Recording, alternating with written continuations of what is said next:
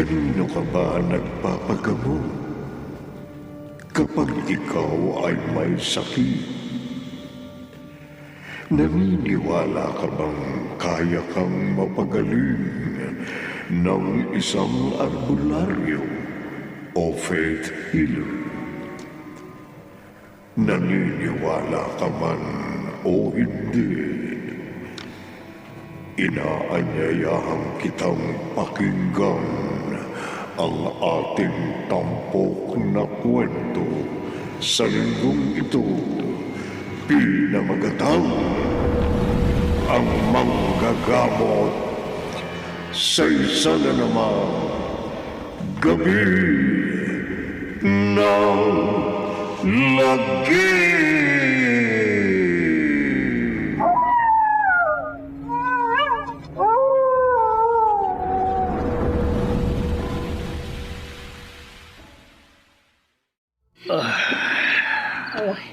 Inaabot na ng gabi yung panggagamot mo. Kaya pagod na pagod ka. Hindi bale. Sulit naman. Dahil marami tayong natulungan ng mga taong may sakit. Kaya lang, inaabuso mo naman yung katawan mo. At inaabuso ko na rin nila. Ginagamot mo na nga sila ng libre. Ano yon? Sinabi ko naman sa'yo, hindi ba? Ginagawa ko ito para makatulong at hindi para magkapera. Samuel, may pangangailangan din tayo. Oo, nagbibigay nga sila sa atin.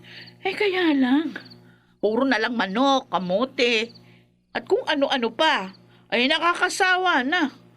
Aba, kailangan din naman natin ng pera, ha? Hayaan mo na. Ang importante, hindi tayo nagugutom. Ay, nako!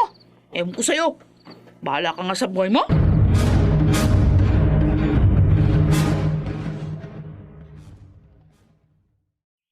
Sikat na sikat ang baryo natin dahil sa husay ni Samuel na manggamot. Halos araw-araw puno ng tao ang kanilang bakuran dahil sa dami ng taong nais magpagamot sa kanya. Oo nga. Pero, alam mo, Minta, anak. Ano ho yan, Nay? Tataka lang ako eh. Dahil hanggang ngayon, hindi pa rin natin alam kung saan siya kumuha ng husay sa panggagamot. Naku, balitang-balita naman sa buong baryo natin, di ho ba? Biniyayaan siya ng Diyos ng kapangyarihan.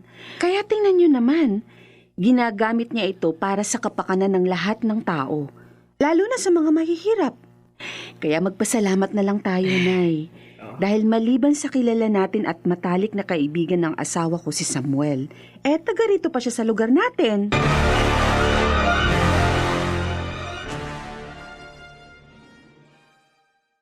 Sa isang banda, may katwiran naman si Rhoda. Maghapon kang nanggagamot. Baka nga kung mapano ka na dyan. Ala ka na halos pahinga. Masaya ako sa ginagawa ko, Itay. Saka hindi ko naman pwedeng pabayaan ang mga taong yan. Kawawa naman sila. Pero anak, Gagamutin ko silang lahat, Itay. At wala akong pipiliin sa kanila. Mahirap man sila o mayaman. may dumating pa. Mukhang mayaman. Magandang hapon. Yan. Magandang hapon naman ho. Mrs., hindi pa siya pwedeng kausapin dahil... Ako nang bahala sa kanya, Itay. Ha? Pakitawag na ng susunod. Sige, ikaw ang bahala. Ikaw pala si Samuel. Ang sikat na manggagamot sa baryong ito. Ako nga ho. Mabuti. Malayo ang pinanggalingan ko. At mahalaga ang sadya ko sa iyo. Ano hong may tutulong ko sa inyo? May kanser ang asawa ko. At may taning na ang kanyang buhay. Handa ako magbayad ng malaking halaga kung mapapagaling mo siya. Ha? Kaya mo ba, Samuel?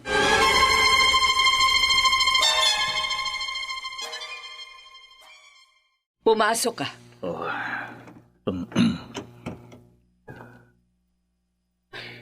Ayan. Ayan ang asawa ko. Nakahiga sa kanyang kama. Ganyan na siya buhat nang lumala ang kanyang sakit. Hindi na siya halos nakakabangon. Awang-awa na ako sa kanyang kalagayan. Lahat ng paraan, ginawa na namin para maipagamot siya. Pero wala. Lalo lang lumala ang kanyang karamdaman. Kaya nakikiusap ako sa iyo, Samuel. Pagalingin mo ang asawa ko.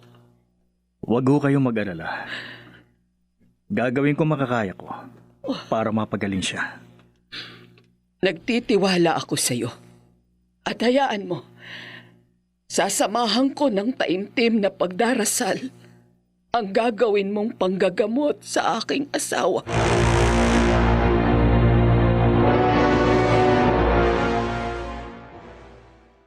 Anak, napakalaking halaga nito. Bakit mo tinanggap? Donasyon lamang ho yan, Itay. Para sa pagpapatayo ng mas magandang lugar para sa aking panggagamot. Siguro naman ho walang masama kung tinanggap ko man yan. Galing dun sa mayamang babae na ipinagamot ang kanyang asawang may kanser. Anak, Hindi ho biro na napagaling ko ang kanyang asawa. Buhay ang ibinigay ko sa kanya, Itay. Kaya ako ikukumpara ang perang yan na nasa harapan niyo. Baliwala yan. pero Samuel, Wala naman hong pagkakaiba yan sa mga manok, gulay, prutas at konting barya na ibinibigay ng mga may hirap na tao na nagpapagamot sa akin. Pareho lamang ho yun. Ibinigay nila yun sa akin bilang donasyon.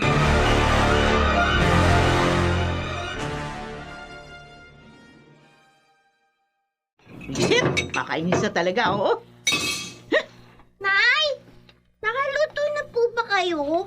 Nagugutom na raw po kasi si Tay. Eh, maghintay siya. Marami akong ginagawa. Galit po ba kayo? Eh, sino ba naman hindi magagalit? Tingnan mo nga, oh. Ang dami-daming donasyong pagkain. Eh, saan ko pa ilalagay yung mga ito, oh? Halos yung iba sira na't nabubulok na. Pwede naman po natin ipamigay sa mga kapitbahay yung iba. No? Para hindi po masira. Makakatulong pa tayo. Naku, Letlet, tumigil ka nga, ha? Ito na nga lang ang kabayaran sa sakripisyo ng itay mo. Ipamimigay pa natin. Aba, hayaan na lang nating mabulok ang mga ito. Pero Tumigil ko! Mabuti pa, ha? Kesa magdadal-dal-dal ka dyan ng kung ano-ano, tulungan mo na lang ako dito. Para may pakinabang sa'yo.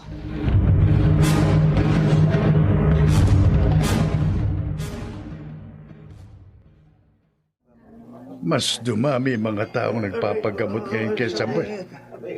Mula nang mapagaling na ang lalaking may kanser at may taning na ang buhay. At hindi na lang mga simpleng tao, mga mayayaman na mula pa sa iba't ibang lugar. At meron na rin mga foreigner. Oo nga ho, itay. Sikat na ang asawa mo, Rhoda. No?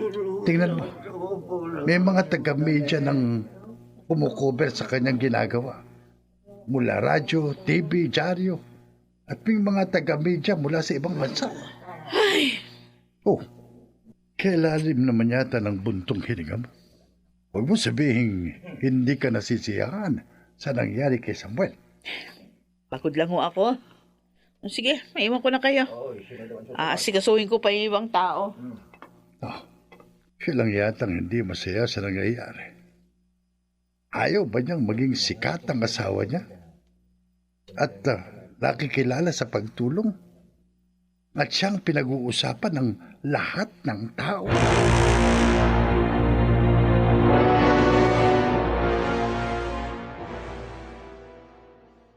Kanina ka pa raw hindi umiimik, sabi ni Gitay. Bakit? Wala. Tulog na tayo. Hindi. Mag-usap na muna tayo. Alam mo, napapansin kong hindi ka nasisiyahan sa mga ginagawa ko. Bakit? Nagsasawa na kasi ko, Samuel. Nakapagod. Pagod na ako. Araw-araw na lang, yun at yun ang hinahanap natin. Wala na tayong oras para sa mga sarili natin. Pakiramdam ko tuloy, hindi na tayo pamilya. Bakit mo naman nasabi yan? Alam mo ba ang nangyayari sa amin ng anak mo? Ako. Binibigay mo ba yung pangangailangan ko bilang babae? At si Letlet, alam mo ba may mga araw, hindi na siya nakakapasok sa eskwela? Ha? Hindi mo alam. Kasi inuubos mo na yung oras mo doon sa mga tao na nagpapagamot sa'yo. Rhoda, Limitahan mo naman sana ang sarili mo. Magtira ka ng oras para sa atin. paano? Pababayaan ko sila? Rhoda, alam mo bang sinasabi mo? Alam ko. Pwede mo namang gawin eh. Kung gusto mo. Para sa amin ng anak mo. Paano? O di piliin mo lang yung mga taong gagamutin mo. Magpabayad ka ng malaki. Wala nang libre. Isang paraan yun. Para mabawasan yung mga pasyente mo.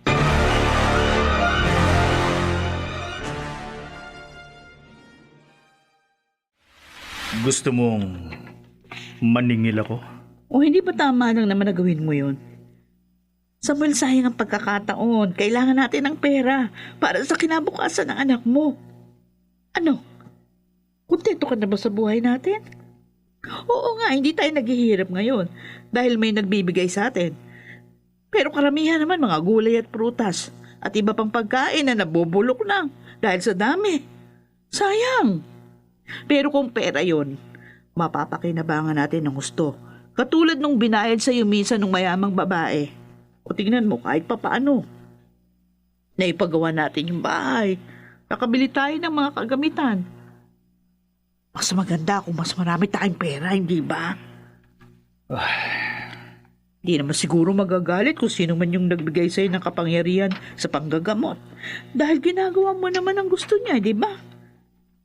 Pero kung ibinigay niya yan sa'yo, ibig sabihin, may karapatan ka rin gawin yung gusto mo para sa sarili mo.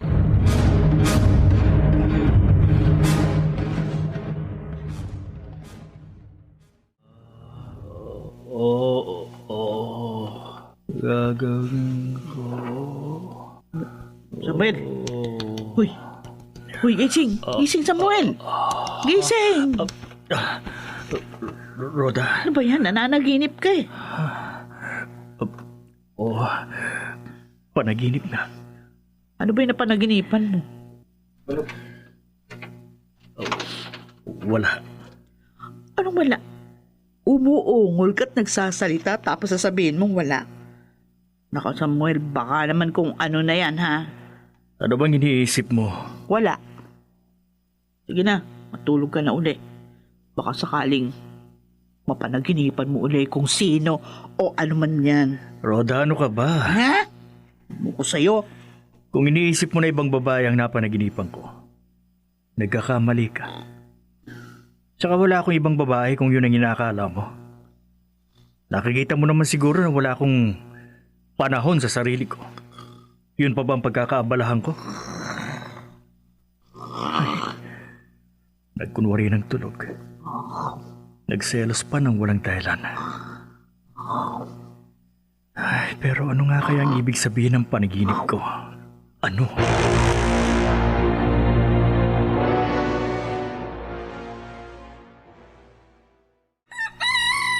Anak, marami ng tao. Madilim pa. Narito na sila naghihintay sa iyo. Itay, may gagawin tayong pagbabago. Ha?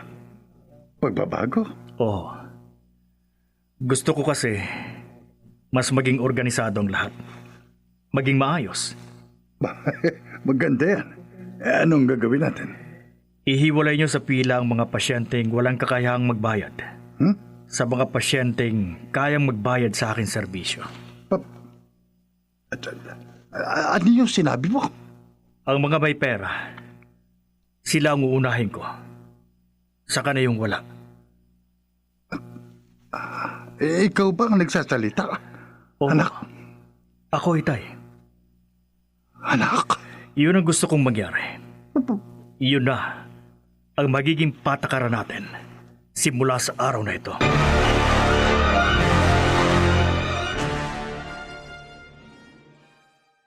Gary!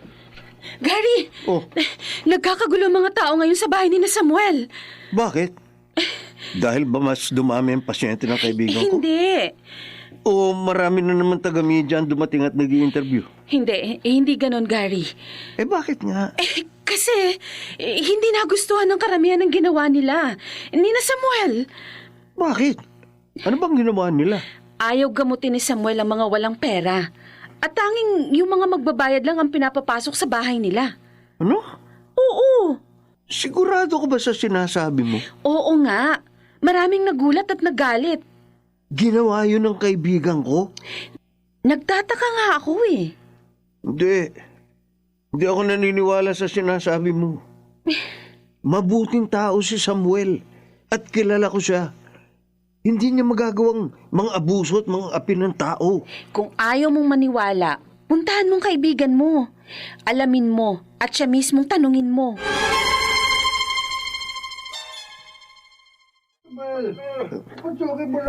Bakit, Samuel? Akala ko ba pantay-pantay ang pagtingin mo sa mga tao at wala kang pipiliin kahit na sino? Gary, wala naman akong pinipili. Lahat naman sila gagamutin ko. Kailangan nga lang may mauna. Sino? Sino ang dapat na mauna? Yung may pera? At ang mga wala pa, paano? Maghihintay sila kung kailan mo sila gustong harapin? Pwede ba sa kanila tayo mag-usap? Marami pang pasyente naghihintay sa akin. Wala akong oras para makipagtalo sa'yo. Samuel, pinaalala ko lang sa'yo ha. Totoo ang karma.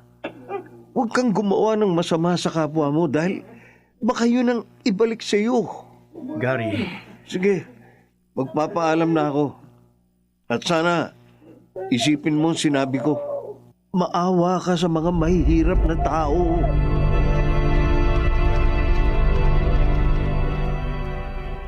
O ano, Gary? Kumustang lakad mo? Tama ka sa sinabi mo. Nag-iba na nga ng ugali si Samuel. Hindi na siya ang dating kaibigan ko na may sobrang pagmamalasakit sa kapwa. Naaawa ako sa mga walang-wala na nagpapagamot sa kanya.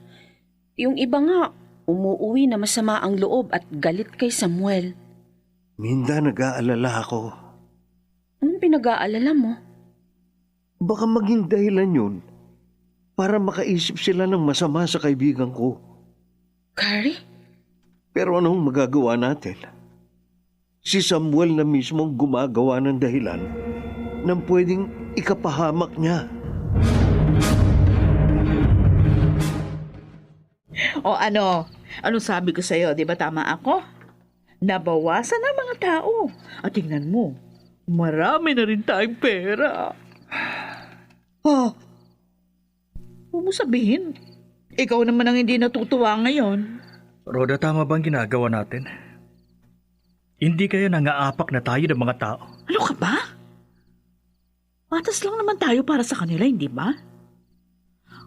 Kung ang paniningil natin ang iniisip mo, wala naman ako nakikitang masama dun eh. Bakit yung iba, kahit walang pera, nadadala sa ospital ang pasyente nila at pinagagamot, kahit na hindi sigurado kung gagaling. Eh sa'yo, 100% napapagaling mo sila, hindi ba? O kaya tama lang ginagawa natin. Ewan ko. Pero parang mali. Ay mali kung aabusuin ka nila, Samuel. At ikaw ang lokohin. Ako? Hindi ako naniniwala wala silang may babayad sa'yo. Marami lang kasi ang mapagsamantalang tao at mga oportunista dito sa mundo.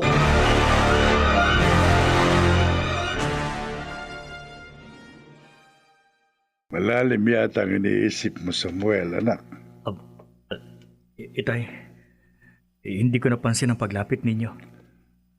Ano ba gumugulo sa isipan mo? Ilang gabi na akong nananaginip. At yun ang gumugulo sa isip ko. Bakit? Ano yun? Gabi-gabi, nananaginip ako na nasa isang madilim na lugar. At may isang mahiwagang tinig na kumakausap sa akin. Ha? Sinasabi niya, samantalahin ko daw ang pagkakataon. Tutulungan daw niya ako.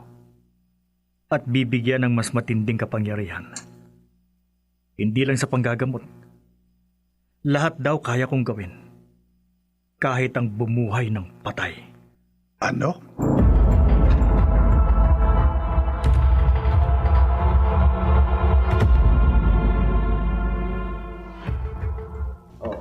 Nanay, bakit po hindi nang gamot si tatay ngayon? Kasi anak, pinapaayos natin ang bahay. At saka, kailangan na natin itong pabakuran para hindi basta-basta nakakapasok yung mga tao. Paano na po yung mga magpapagamot? Madami ng tao sa labas. O di doon lang muna sila sa labas. Tatawagin na lang sila at papapasukin kung handa ng manggamot ang tatay mo. Ay, kawawa naman pala sila. Kasi mainit sa labas. At saka, kapag umulan, mababasa sila. Ano ka ba, anak? Bakit silang iisipin mo? Bahala na sila. Kasi po, baka lalo silang magkasakit kung pababayaan natin sila na nasa labas. Anak, hindi mangyayari yun. Dahil manggagamot pa rin naman ang tatay mo. At kahit anong sakit, kaya silang pagalingin ng... alam mo, iniisip ko nga, tama yung sinabi niya sa lolo mo, na kaya niya ring bumuhay ng patay na tao.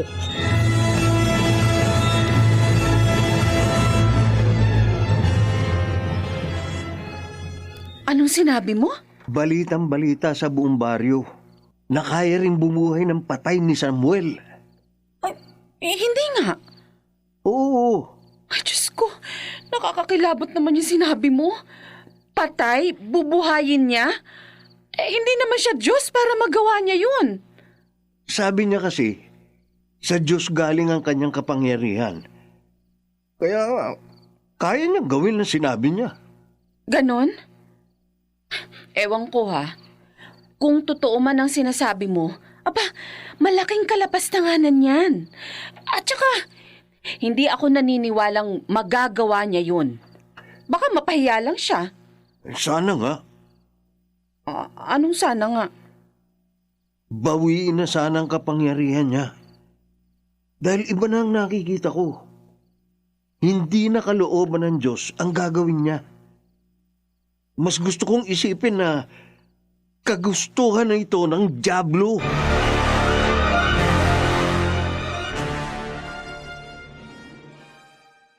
Samuel, sigurado ka ba na magagawa mong sinabi mo?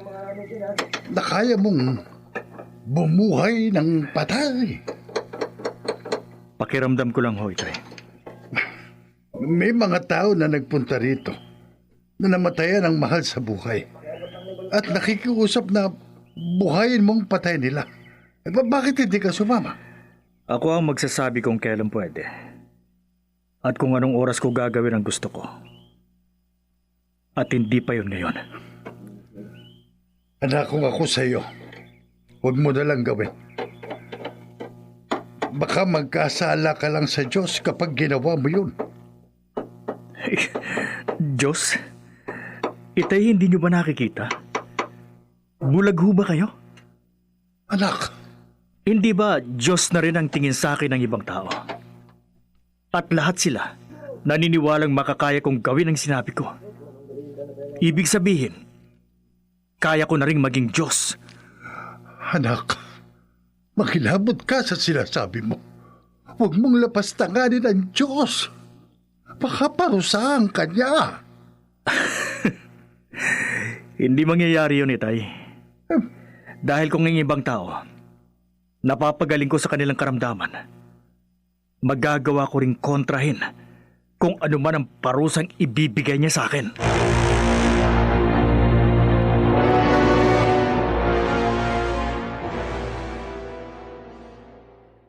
Wala ho ba kayong tiwala kay Samuel, Itay?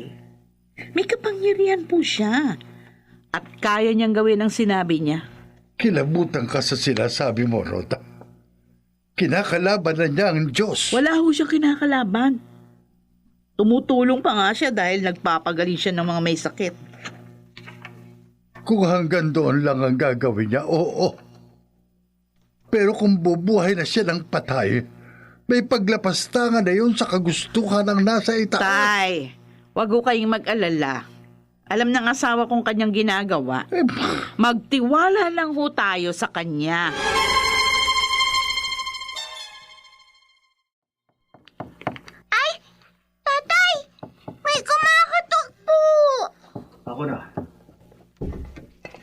Magandang gabi. Pasensya na. Bukas ang gate kaya dumiretso na ako sa pinto. Magandang gabi naman. Sino ho kayo? Isang taong nangangailangan ng iyong tulong. Ako si Don Gavino. Kaibigan, gabi na. Oras na ng pamamahinga namin. Kung ano man ang kailangan mo, ipagpabukas mo na lang. Kaya kong magbayad sa presyong gusto mo kung pagbibigyan mo ako. Ha? Sumama ka sa akin at mag-usap tayo ng masinsinan. Tayong dalawa lang.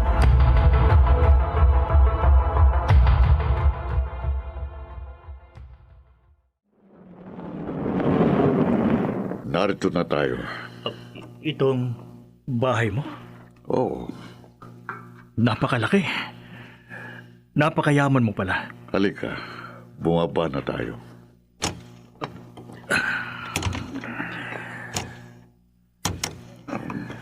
Ano nga palang ipapagawa mo sa akin? Doon sa loob, doon mo na malalaman kung anong gagawin mo. Kapalit ng malaking halagang ibabayad ko sa'yo.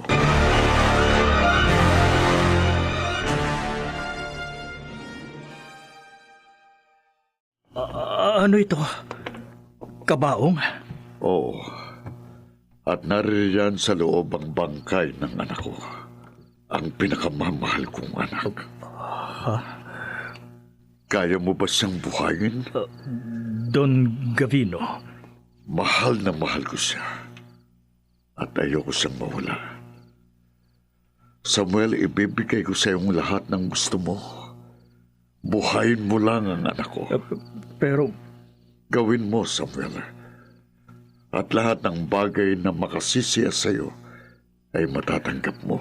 Oh, sige. Gagawin ko. Bubuhayin ko ang anak mo.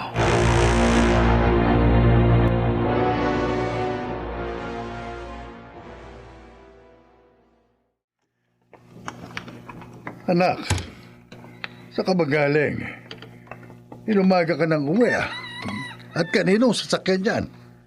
Sa akin, Itay. Ha? Maganda ho ba? Mamahalin ito, anak. Saan ka kumuha ng ipinambili niya?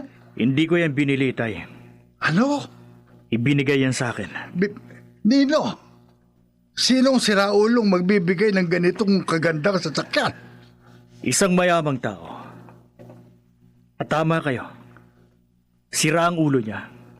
Baliw. Yun ay dahil sa sobrang pagmamahal niya sa kanyang namayapang anak. Samuel? Binuhay ko siya, Itay. At ang mamahaling sasakyan ito, at ang perang ito, ang kapalit ng lahat.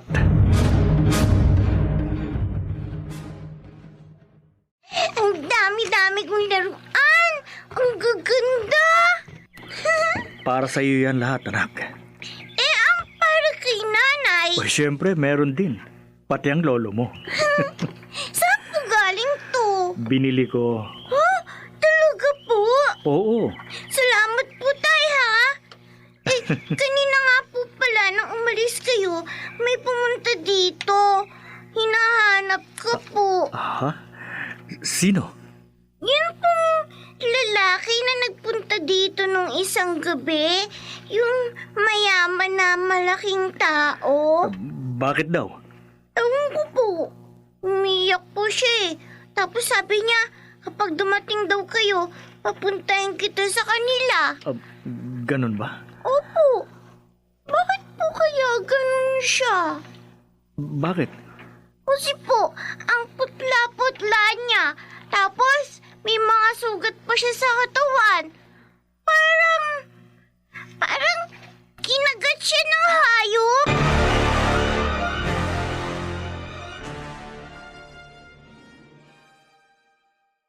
Pupunta ka sa bahay ng mayamang matandang iyon? Oo, Itay. Hindi ko alam kung anong nangyari. Pero importante daw na pumunta ako. Baka bibigyan ka na naman uli nun ng pera. O di mabuti naman kung ganun.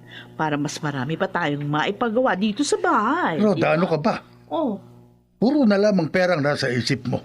Wala namang ibang dahilan kung bakit siya pinatatawag ng matandang yun. Nagawa na niya ng buhayin yung anak niya. O ano pa bang ibang dahilan? Malalaman natin.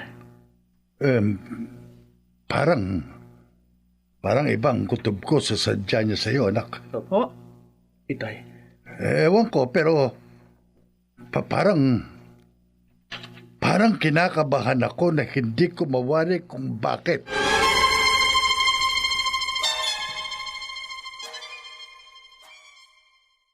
Galing daw ho kayo sa bahay kanina. Ano ho bang nangyari sa inyo? Alika, doon tayo sa silid ng anak ko. Hindi niyo pa ho sinasagot ang tanong ko. Ano hong nangyari sa inyo? Bakit napakarami niyong sugat sa katawan? Saka ko na sasagutin ang tanong mo. Gusto ko munang makita mo ang anak ko. Ito. Naririto na tayo sa pintuan ng kanyang silid. Ikaw nang magbukas ng pinto. Sige.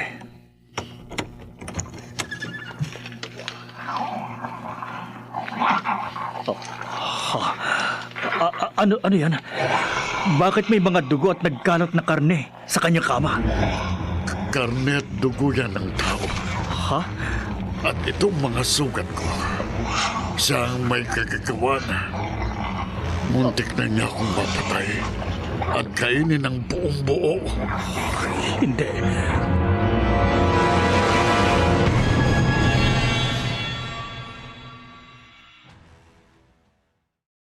Nay! Nay, bakit to? Dibdib ko. Ang sakit. Day, hirapan Inay. akong huminga. Namumutla kayo. Pinagpapawisan. Ang dibdib ko. Inay! Ang didilim. Ang paningin ko. Inay! Inay! O Diyos ko, natumba siya. Minta! Tulungan mo ako! Inay! Gary, bakit? Minta! Bakit? Ay, Diyos ko! Anong nangyari sa inay? Inatake siya sa puso. Madali ka, maghanap ka ng masasakyan. Dadalhin natin siya sa ospital. Ospital? Eh, kay Samuel. Oo, kay Samuel. Sa kanya natin dali ng inay. Ipagamot natin siya sa kaibigan mo.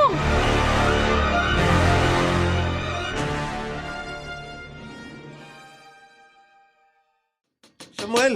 Samuel, buksan mo itong gate. Tulungan mo kami. Wala yatang tao. Bukas ang ilaw, kaya alam kong nariyan si Samuel. Gary, ayun. Oh, may nagbukas pa ng pinto. Si Rhoda. Rhoda! Teka lang. Nasaan kaya si Samuel? Bakit si Rhoda ang lumabas? Ano ba yan? Bakit? Rhoda? Si Samuel, nasaan siya? Ang inay ko, inatake siya sa puso. Kailangan namin ng tulong niya. Kailangan niyang magabot ang inay. Doon nyo na yan dalhin sa ospital. Ay, Rhoda? tulog na si Samuel. Hindi na pwedeng istorbohin. Pero kailangan niyang magamot si inay. Oo Bingi nga. ka ba, ha? Tulog na nga ang asawa ko eh. Hindi pwedeng istorbohin. Isip? Ay, teka! Rhoda! Rhoda! Teka lang! Hindi niyo pwedeng gawin to! Kayo, doon na kayo sa ospital. Doon nyo paggamot. Rhoda! Mga linti kayo! Pag may masamang nangyari sa inay ko, kayo sisisihin ko! Gary, tama na yan. Halika na. Umalis na tayo dito. Sa ospital na lang tayo pumunta. Baka kung mapano na ang inay. Tayo na, Gary!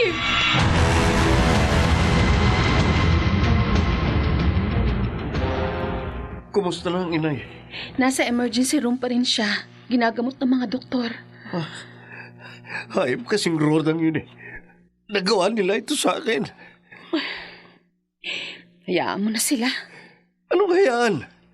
Nag-aagaw buhay si inay, tapos binaliwalaan nila. Bakit? Dahil ba sa wala tayong malaking pera na ibabayad sa kanila? Gary, Napakagahaman na nila. Sana bawiin na ng Diyos ang kapangyarihan ni Samuel. Sana maranasan din nila ang naranasan natin. Mama, kawawa naman po si Aling Lourdes. Nasa ospital po pala siya. Oo, alam ko anak. siya ginamot ni Papa? Eh, tulog na kasi papa mo kagabi. Kawawa naman kung gigisingin ko pa. Pwede naman nilang idiretso sa ospital. Pero hindi po ba kaibigan ni Papa si Mang Gary? Oh, eh ano naman? Eh di dapat tinulungan niya si Aling Lourdes. Kasi paano po pag namatay siya? O di ilibing. Ano po? Ay naku, ano ka ba? Huwag ka na nga magtanong. Wala namang kwenta yung mga sinasabi mo eh. Mabuti pa pumasok ka na sa loob, ha? Sige na. Opo, sige po. Kulit ng batang ito. Mama! Ano yan? Si Letlet yun ah. Mama! Diyos ko! Mama! Ano kaya nangyayari sa anak ko?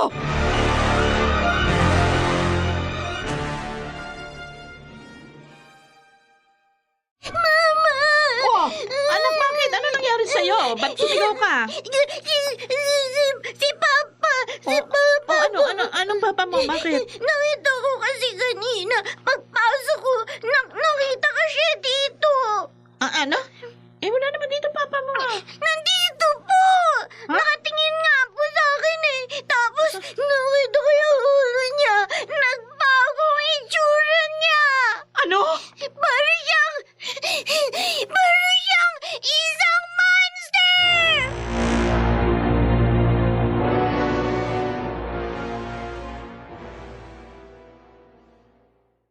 Gary, Minda. Ano? Ang inay. okay na siya, sabi ng doktor. Ha? Talaga? Halika, pumasok tayo sa loob ng kwarto niya. Oo. Sige. Nay? Gary, anak, Nay, kumusta ho kayo? mabuti. Sabi ng doktor, buti na lang daw ho, hindi grabe ang naging atake niyo, Nay. Kung hindi, baka kung paano na kayo? Salamat sa inyo. Bakit kayo nagpapasalamat? Dahil dinala niyo kaagad ako dito sa ospital. Nay naman. Siyempre naman ho. Ay, teka. Bakit nga pala dito? Hindi ba dapat doon na lang ninyo ako dinala kay Samuel sa kaibigan mo? Tek na yun. Nay, ano ho kasi, nagkataon na nawala siya.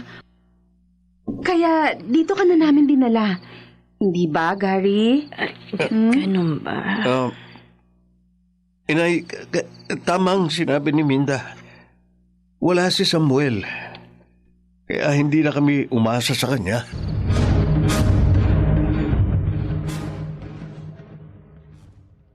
Ay, gabi na naman. Sasara ko na nga tong pinto. Magandang gabi. Sino kayo? Paano kayo nakapasok dito? Bukas ang gate. Ha? Si Samuel, nasaan siya? Bakit? Anong kailangan mo sa asawa ko? Kailangan sumama siya sa akin sa bahay. Ngayon din, para patayin ang anak ko. Ano? Anong sinasabi niyo? Nasaan siya? Papasukin mo ko. Siya ang gusto kong makausap. Tumabi ka dyan. Ay! Ano ba? Sandali! Huwag kayo basta-basta papasok sa pamamahay namin. O hindi, mapapulis kita. Umalis ka dyan, sabi. Aray ko! Samuel! Ano ba? Hoy! Samuel! Saan pupunta? Hoy! Samuel! Hoy! Huwag ka papasok dyan! Oh, mga kapitbahay! Tulungan niyo kami! Mga kapitbahay!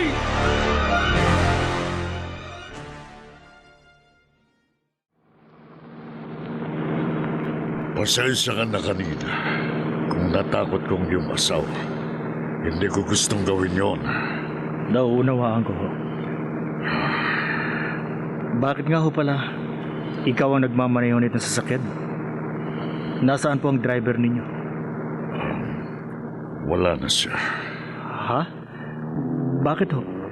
Nag-resign na siya? Hindi. Patay na siya. Ganun ho ba?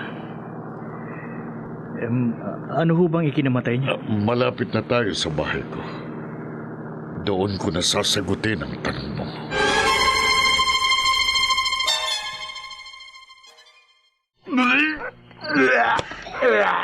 Kasama sa mga yan, ang matapat kong driver, Samuel. Napakabaho. Nakakasulasok ang amoy ng mga nabubulok na laman at dugo ng tao. Yan ang mga bunga ng kapangahasan ko at ng ginawa mo. Hindi anak ko ang binuhay mo, kundi isang halimaw, isang salot. Ayoko na, Samuel. Hindi ko na kaya. Ayoko nang pumatay ng tao para ibigay sa anak ko. Don Gavino? Patayin mo na siya. Tapusin mo ng kabaliwang ito. Bawiin mo ng buhay na ibinigay mo sa anak ko. Pero, Don Gavino... Gawin mo na, Samuel, habang natutulog pa siya. Hindi ko kaya. Nagawa ko siyang buhayin pero... Hindi ko alam kung paano ko ito babawiin. Kung gano'n na, kunin mo ito. Baril? Ikaw ang gumawa ng hindi ko kayang gawin. Yan ang gamitin mo para wakasan ang pagkahalimaw ng anak ko. Kunin mo. Don Gavino? Inaasahan kong hindi mo ko bibiguin sa aking hinihiling sa ikalawang pagkakataon. Para sa katahimikan ko at sa kaluluwa ng aking anak. Sige, ipinaubaya ko na sa iyong lahat. Doon ako sa labas. Dahil hindi ko kayang makita ang gagawin mo sa kanya. Anak, paalam.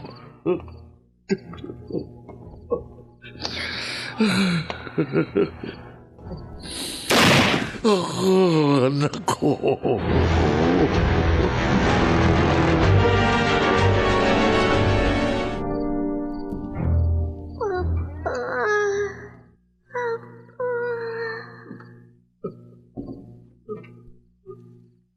Papa, bakit po kayo umiiyak?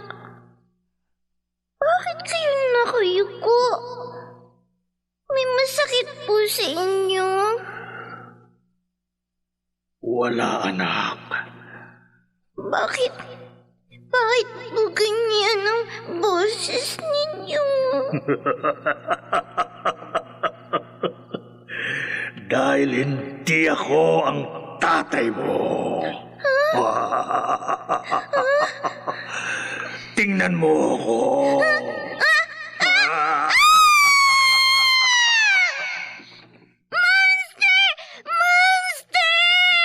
Anak, gising. Gising, anak. Anak. Mama. Nanaginip ka? Sumisigaw. Mama. Bakit ba? Ano bang napanaginipan mo? Ha? May sungay siya, Mama. Ha? Si Papa. May sungay si Papa. Ano?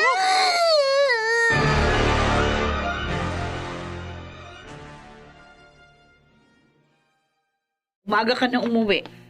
Kumusta ang lakad mo? Nagawa mo ba yung sinasabi nung si Don Gavina? Nagawa ko. Alam mo, Samuel, hindi ko alam kung tama ba yung narinig ko sa kanya kagabi na gusto niyang patayin mo ang kanyang anak. Hindi kaya buhayan ang ibig niya sabihin? Tama ang narinig mo, Rhoda. Pinatay ko ang anak niya. Ano? Pinatay ko ang halimaw. Ano ba yung pinagsasasabi mo? Naku, ayoko ng ganyang biro, ha? Tama na yan. Hindi ako nagbibiro. Totoo ang sinabi ko. At hindi lang siyang pinatay ko, kundi pati na ang kanyang ama. Samuel? Ano nangyayari sa'yo? Ay, Ha? Ang Bakit? ulo ko, masakit. Parang binibiyak ang ulo ko. Samuel, ano ba? Ay, ano nangyayari sa'yo? Bakit ganyan? Ano yan? Bakit meron ka? Oh, Diyos ko! Hindi!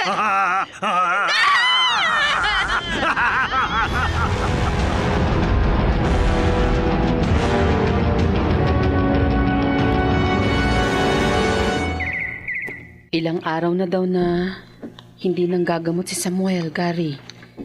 At hindi rin daw ito lumalabas ng kanyang kwarto. Baka binawi na ng Diyos ang kanyang kapangyarihan. Baka pinarusahan na siya sa kanyang ginawa. Huwag naman sanang mangyari yun. Ano? Minda, tama lang na mangyari yun sa kanya. Dahil hindi na tama ang ginagawa niya. Baka nakalimutan mo na ang ginawa niya sa atin. Muntik nang mamatay ang inay dahil sa pagbabaliwala niya. Hindi lang mag-asawa. Gary, hindi man niya tayo natulungan. Marami naman siyang napagaling na ibang tao. At saka, magaling na ang inay. Kaya dapat kalimutan na lang natin kung ano man ang nangyari eh. Kaibigan mo naman siya, hindi ba? Noon yun. Hindi na ngayon. At saka, bakit ba parang kinakampihan mo pa ang walang ngayon? Ay, hindi naman sa ganun. Kaya lang, Tigilan mo ako ha. Ayoko nang pag-usapan pa yan. pero... Tama Gary, na. Pwede ba? Huwag mo na siyang babanggitin pa sa akin. Dahil ayoko nang marinig pa, may pangalan ng walang kwentang yun. Kahit kailan.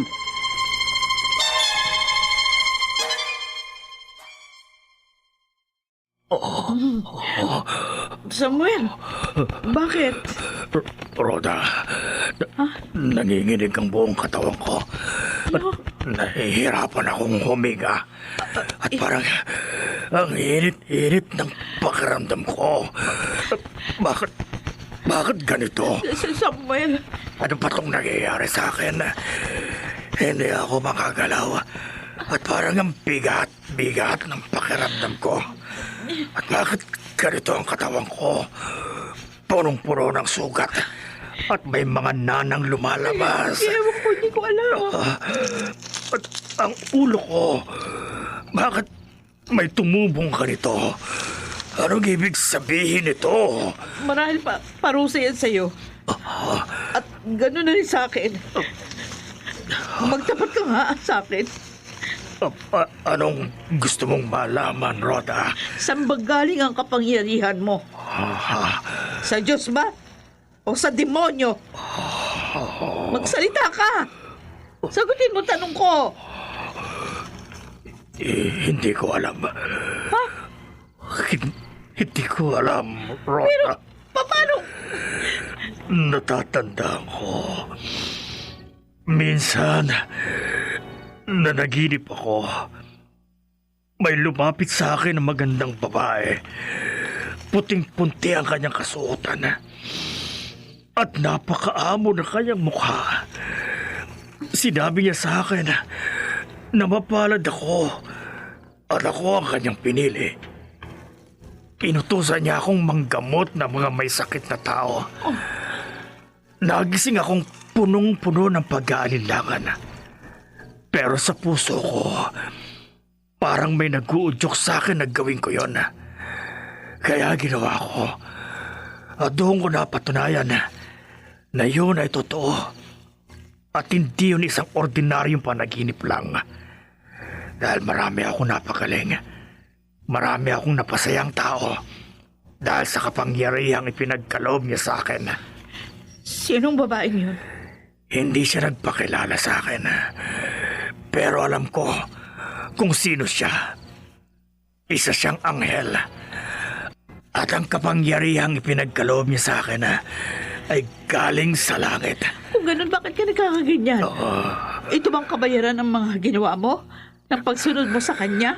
Muli siyang nagpakita sa panaginip ko, Rhoda. Ha? At nakita ko siya. Lumuluha siya habang nakatingin sa akin. Malayo siya sa kinalalagyan ko. Tinatawag ko siya. Pero pakiramdam ko lalo siyang lumalayo. At may biglang lumitaw sa harapan ko. Isang lalaki. Nakasuot siya ng itim na damit. At sinabi niya, siya naman. At patuya niyang pinagtawanan ang anghel. At humarap sa akin ng lalaking yon. Sinabi niyang gawin ko ang mga ibig ko para sa kanyang karangalan. At nagsimula yun ng ano? nang magsimula tayong maningil sa mga tao at mamilit na mga taong gagamutin. Hanggang sa bumuhay ako ng patay na naging isang halimaw. Samuel? Ibang-iba na ang naging pakiramdam ko. Malayo kaysa sa dati. Ang puso ko na minsan na naging malinis ay nabalot ng kasakiman. At ang lalaking yun sa panaginip ko, si Lucifer. Oh, Diyos ko! Tama, si Lucifer. Oh, Ang nangyayaring ito sa akin ay kagagawa ng demonyo. Ginawa ito sa akin ng bandarayang si Lucifer.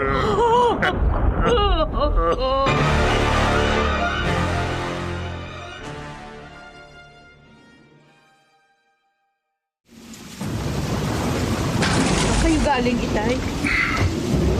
Sa labas, kinausap ko yung mga tao. Ano? Ang mga tao? Oo. At mamaya, sama-sama silang pupunta rito sa atin. Bakit? Hindi niyo dapat ginawa yun. E paano si Samuel? Hindi siya dapat makita ng mga tao. Siya ang dahilan kung bakit ko ginawa yon. Kailangan nating magdasal ng sama-sama para maagaw natin ang anak ko sa kuko ng kasamaan at ng kamatayan. Pero Itay, Hindi nila alam kung anong totoong nangyari kay Samuel. Lumapit ako sa kanila at nakiusap nang walang sinabing anumang dahilan. Ngunit hindi na ako nagdalawang salita pa. Pumayag agad sila, maliban lang sa isang tao. isang tao. Sino yun? Si Gary, ang matalik na kaibigan ng asawa mo. Ano? Malaki ang galit at hinanakit niya sa inyo. At sa tingin ko, siya lang ang tanging hindi makikiisa sa gagawin natin. Si Gary? Oo, anak. At siguro, mas makatutulong kung ikaw mismo ang lalapit sa kanya. Makiusap ka at humingi ng tawad ng bukal sa loob. Dahil naniniwala ako, makatutulong yun ang malaki para labanan natin ang kapangyarihan ng dilim.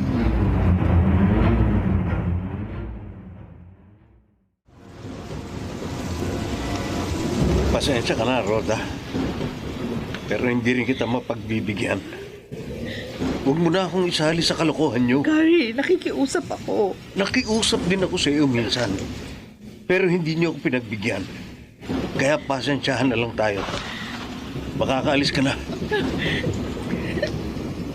Sige. Aalis na ako. Pero sana magbago ang isip mo.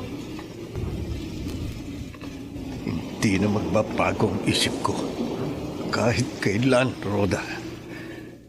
Dahil tuluyan ko nang ibinaon sa limot ang pagiging magkaibigan namin ng asawa mo. Gary, anak, Inay,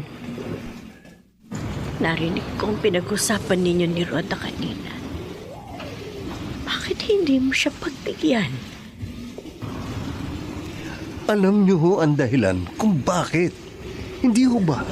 Oo, alam ko. Ako ang naging dahilan ng sama ng loob mo kay Samuel. Hindi ba?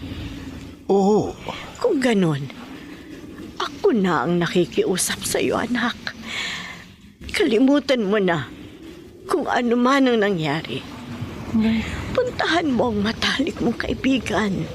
Damayan mo sila sa kung anumang hirap na pinagdadaanan nila ngayon.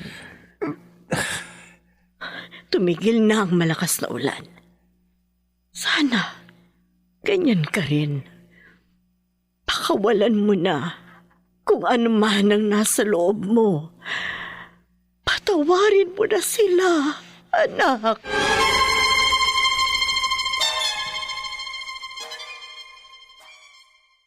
Nandito na silang lahat, Itay. Di pa ba tayo magsisimula? Wala pa ba si Gary? Hindi siya darating. Ha? Simulan na natin, nakakaya sa mga tao. Sige. Ikaw ang bahala. Roda, Mang Julio, Gary, Gary! buti na lang, hindi pa huli ang dating ko. Oy, salamat at dumating ka. halika na. Doon na tayo sa nagkakatipong mga tao. Sandali lang ho. May ipakikiusap lang ako, kung maaari. Ha? Anong pakiusap mo? Gusto ko munang makita at makausap si Samuel. Ha? Gary? Maari ho ba, Mang Julio? Roda?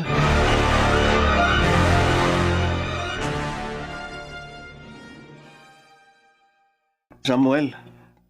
Gary, ikaw ba yan? Oo. Huwag mong bumuksan ang ilaw. Bakit? Pakiusap. Manatili ka lang dyan sa kinalalagyan mo. Huwag kang lalapit sa akin.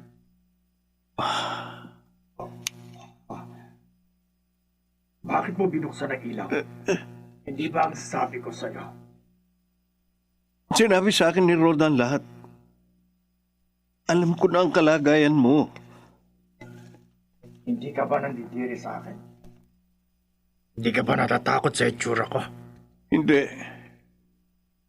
Ang sungay na tumubo sa iyong ulo at buntot na tumubo sa iyong katawan. Ang mga sugat na yan ay bunga ng isang pagkakamali. Pero hindi pa huli ang lahat. Makababalik ka pa sa kanya dahil hindi ka pa ganap na nasasakop ng kadiliman. Alam kong may natitira ka pang kabutihan dyan sa puso mo. At yan ang magiging sandata mo labang kay Lucifer. Gary, Yan ang dahilan kung bakit hindi ka pa niya tuluyang nagiging alagad, Samuel. Magtiwala ka sa kanya. Hindi ka pababayaan ng Diyos. Babawiin ka niya mula sa dilim at dadaling ka niyang muli sa liwanag. Tutulungan ka namin, Samuel. Tutulungan kita. Patali kong kaibigan. Gary.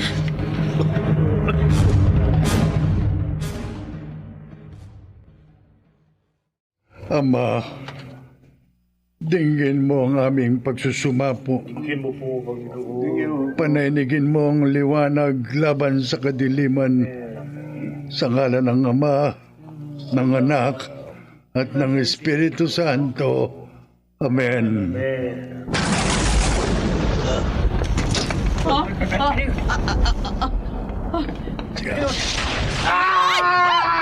Ha!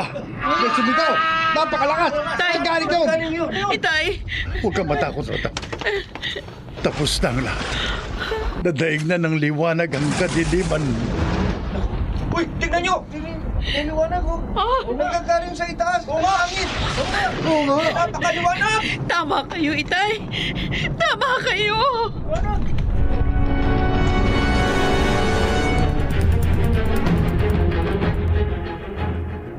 Roda, wala na mga sugat at sungay at ang buntot na tumubo sa akin.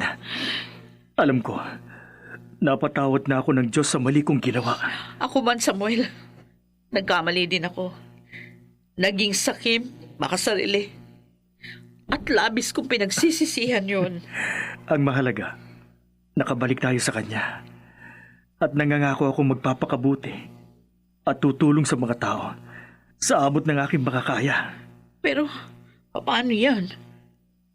Di ba sabi mo wala ka ng kapangyarihang manggamot? Paano ka makatutulong? Maraming paraan, Roda. Kahit ano, basta sa ikabubuti ng lahat. At sana,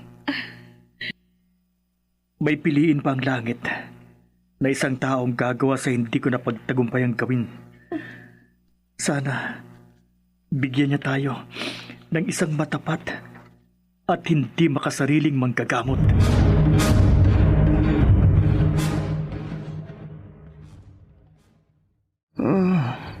Ayoko. Hindi ako. Gary, Ayoko. Gary, Wag. Gary, Wag gising. ako.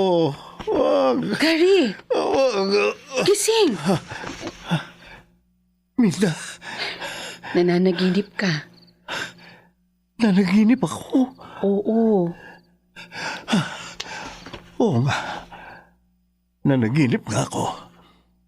Napanaginipan ko ang isang nilalang na puting-puti ang kasuotan. Ha? Napakaamo ng kanyang mukha. At kilala ko siya. Kilala ko siya, Minda. Isang anghel. Gary, Pero may nakita rin akong isang lalaki na nakasuot ng kulay itim sa di kalayuan. Nakatingin sa akin at nakangisi. Sinasabi niyang matutulad din daw ako sa nauna. At hindi ako magtatagumpay. eh, yung anghel, may sinabi rin ba sa'yo? Oo, gusto niyang manggamot ako ng mga taong may sakit.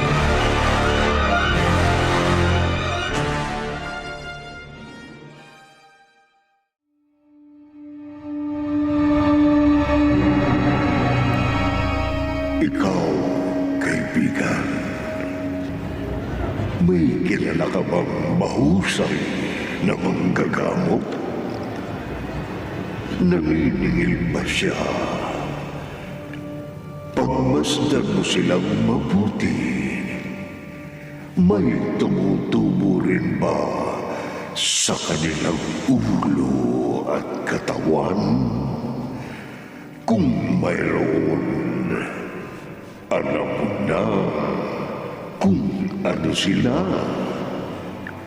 Mag-ingat ka.